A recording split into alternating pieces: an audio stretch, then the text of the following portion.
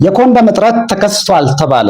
ኢትዮጵያ ውስጥ የኮንደም እጥረት ተከስቷል የሚሉ ዜናዎች ሰሞኑን እየተሰራጩ ነው። ከዜናው ዝርዝር ሐሳቦች ውስጥ ኢትዮጵያ በዓመት ከ270 ሚሊዮን እስከ 300 ሚሊዮን ኮንደም ያስፈልጋታል። አሁን ወደ ሀገር ውስጥ የሚገባው ከ100 ሚሊዮን በታች ኮንደም ብቻ ስለሆነ ከፍላጎቱ 40% ብቻ ነው የሚሸፈነው የሚለው አንዱ ነው። ከዚህም ጋር በተያያዘ በዚህ ጉዳይ ካነጋገርናቸው ሰዎች መካከል አንድ ኑሮ ሆድ ያስባሰው ግለሰብ እንዲህ ብሏል። እኔ የምለው ህዝቤ ኑሮ ባስጨለለው ቁጥር በእንትን ነው እንደሚረጋጋው። በእንደዚህ አይነት እንደው የሆነ አንድ ቀን በሆነ መንገድ የቤቶችና ጥጋጥጎች ጣራ ቢገለጥ በአማካይ ቢያንስ 1 ሚሊዮን የሰካ ሰው አይጠፋም ማለት ነው በማለት አስተያየቱን ሰንዝሯል። እንዲሁም ጤና ሚኒስቴር እንዳለው የህዝቡ ኮንደም መጠቀም ኤችአይቪን መከላከል ላይ ያተኮረ ነው ቢልም ሌላ ያነጋገርነው ግለሰብ እንዲህ ሲል የግል አስተያየቱን ሰንዝሯል።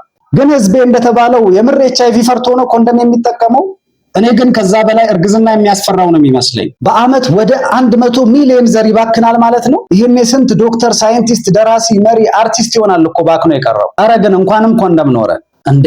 አስባችሁታል? በዚህ ኑሮ ላይ አሁን ያለነው ላይ ሌላው ቀርቶ 50 ሚሊዮን ራሱ ተወልዶ ቢጨመር እርስ በእርስ መበላላት እንጀምራለን። ኧረ ፈጣሪ ሆይ ያኔ ኮንደም ነሽ መከላከያ የሚባል በሌለበት ዘመን 1000 ሚስት ኖሮት 3 ልጅ ብቻ ለወለደው ለጠቢቡ ሰለሞን የሰጠኸውን ጥበብ ጥቂቷን እንኳን ስጠን በማለት አስተያየቱን አሳርጓል። መንግስትና የጤና ሚኒስቴር ጉዳዩ ስላሳሰባቸው እንደ መፍትሄ ያቀረቡት ሐሳብ በሀገር ውስጥ ኮንደም የሚያመርት ፋብሪካ ለመትከል የሚፈልግ ካለ የግንባታ ዕቃ፣ ስፔር ፓርት እና ሌሎችም ግብአቶች ከውጭ ሲያስገባ ከቀረጥ ነፃ ይፈቀድለታል። የጉምሩክ ቀረጥ፣ ኤክሳይዝ እና ተጨማሪ እሴት ታክስ ሙሉ በሙሉ ይነሳለታል። በተጨማሪም ለ5 ዓመት ከገቢ ግብር ነፃ ይሆናል ከሚለው ዝርዝር ዜና ጋር በተያያዘም አንድ ለ7 ዓመት ስራ በማፈላለግ የደከመ የኢንጂነሪንግ ምሩቅ የሚከተለውን ሐሳብ ሰንዝሯል። ኧረ ወገን አሪፍ የቢዝነስ ሐሳብ እኮ ነው። ኧረ ባለሀብቶች እናንተ ከደበራችሁ ለኛ አበድሩንና እንጀምር። ከምንድን ነው ግን ኮንደም የሚሰራው?